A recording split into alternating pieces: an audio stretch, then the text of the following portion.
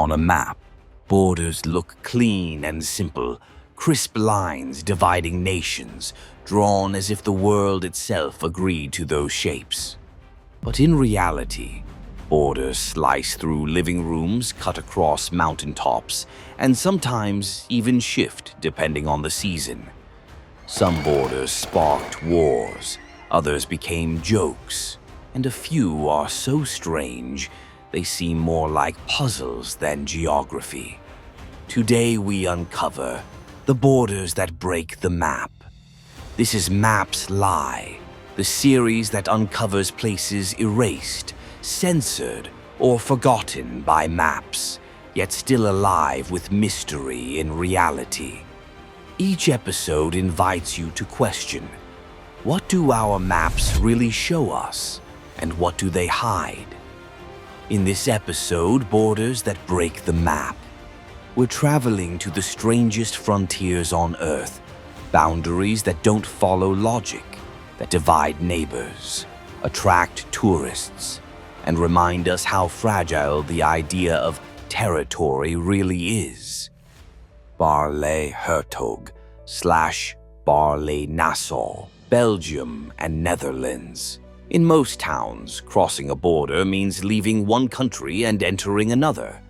But in Baarle, you can do it by moving your chair.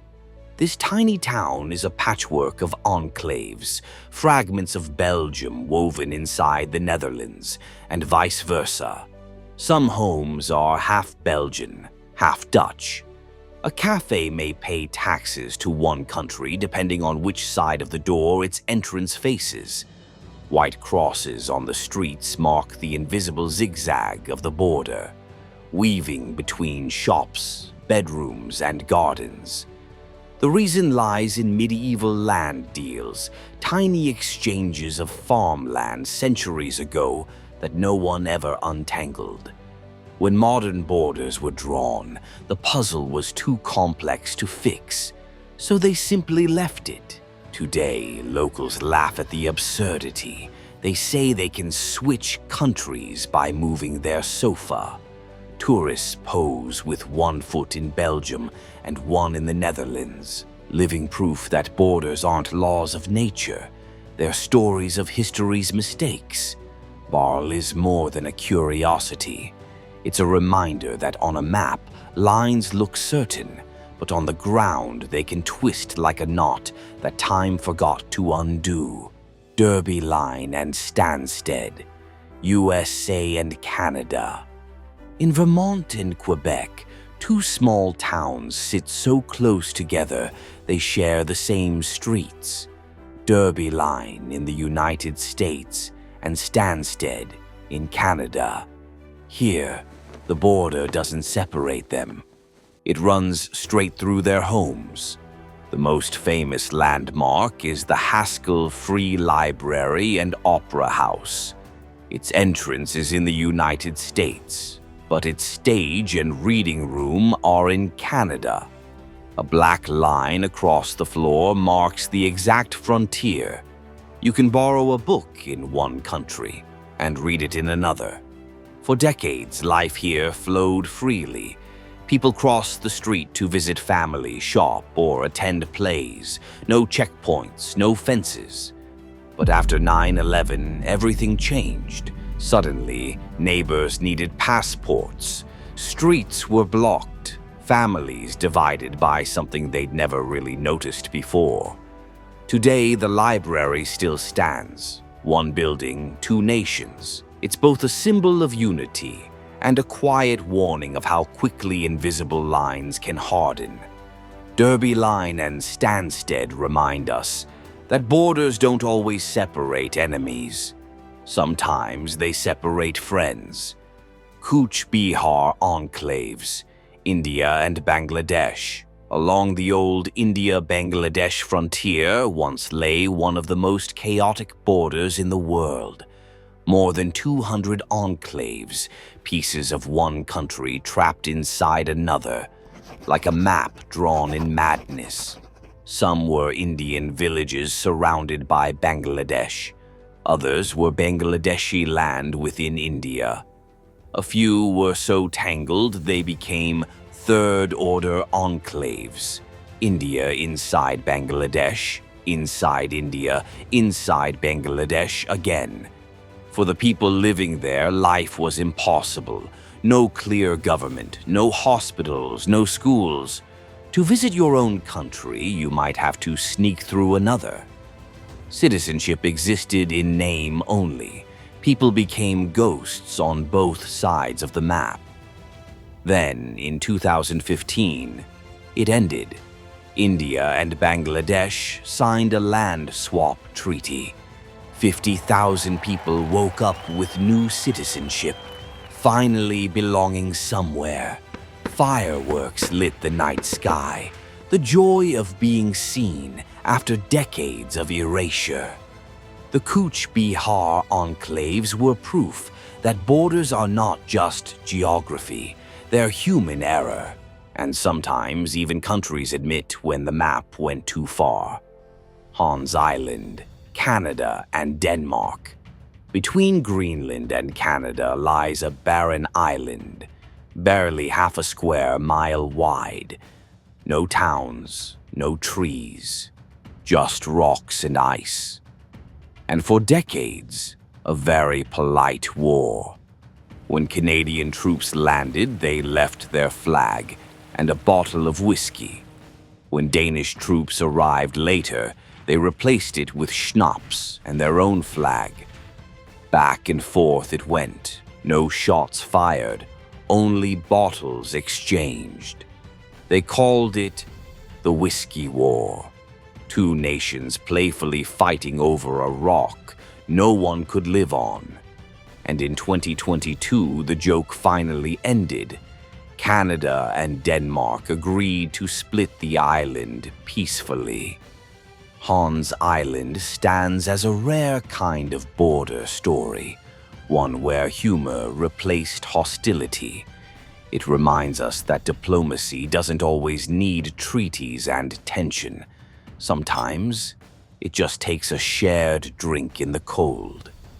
Pheasant Island, France and Spain. In the middle of the Bidassoa River lies an island that changes nationality twice a year.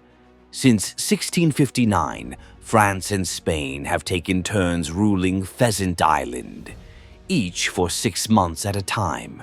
Every February and August, officials from both nations meet on the riverbank. Flags are lowered, documents signed, and the island quietly changes hands once again. No residents, no disputes, just ritual.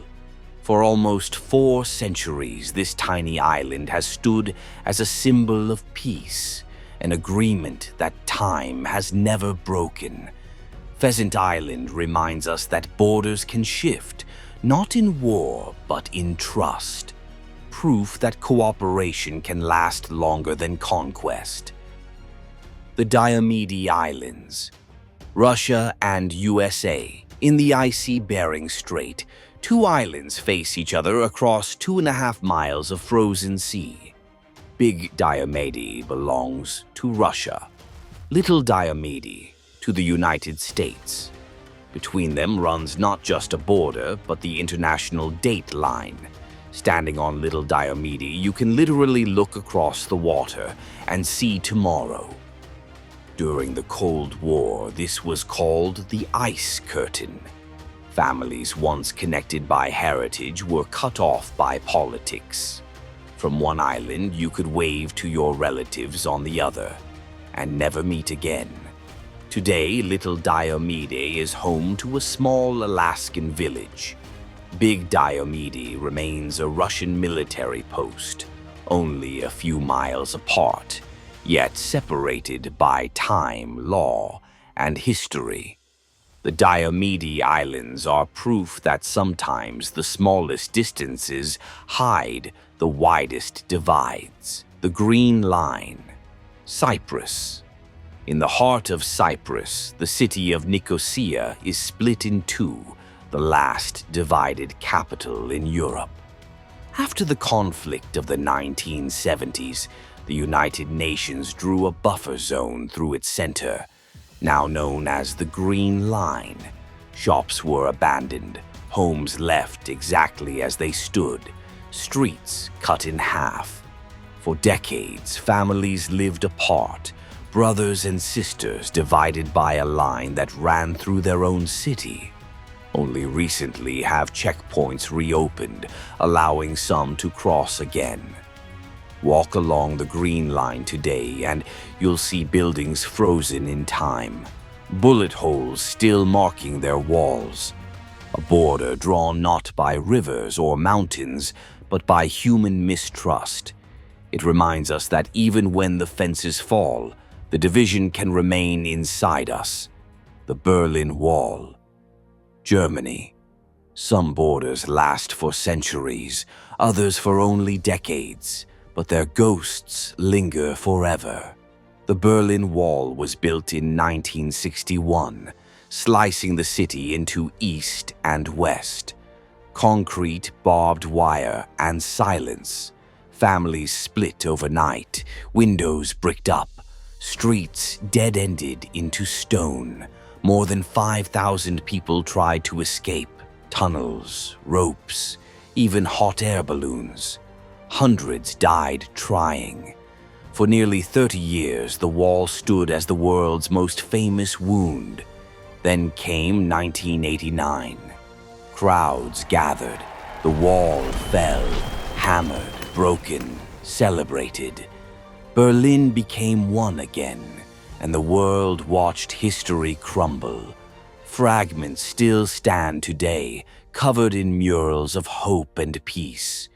The Berlin Wall reminds us that every border, no matter how strong, is temporary. But the memory of division lasts far longer than the wall itself. Mount Everest, Nepal and China, Tibet. At nearly 29,000 feet, Mount Everest is not just the world's highest peak, it's also a border. The summit itself lies on the line between Nepal and Tibet. Climbers who reach it can stand in two nations at once. The southern route, Nepalese. The northern Chinese. Two paths to the same sky divided by politics, even in the clouds. Hermits, rules, and rivalries shape every climb. Expeditions rise or fall depending on diplomacy. And yet, when you stand near the top of the world, breathing thin air and staring into infinity, the lines on a map suddenly feel meaningless. Everest reminds us that even where the earth meets the heavens, humans still draw borders. We take the vastness of nature and carve it with invisible walls. From villages split in half, to islands claimed with bottles of liquor, from walls that divided cities, to mountains that unite the sky. These borders remind us that maps are never as simple as they seem. They are scars, compromises, stories drawn in ink, lines made by people, not nature. Why do we draw them? Power, fear, identity, or necessity. Borders can separate families, define nations, or vanish overnight. Which of these borders surprised you most? Would you live in Baarle, where moving your chair changes your country, or stand on the Diomede Islands, where you can see tomorrow across the sea?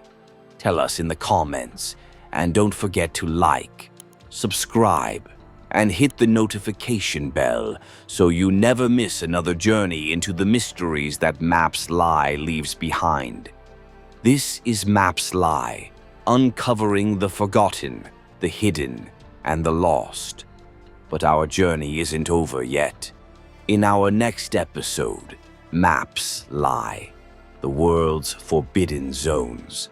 We cross into the places the map warns us not to enter, from radioactive cities and sealed islands to deserts and military outposts closed to the world. We'll step beyond the lines that mark "Do Not Enter." Because sometimes what the map hides is hidden for a reason.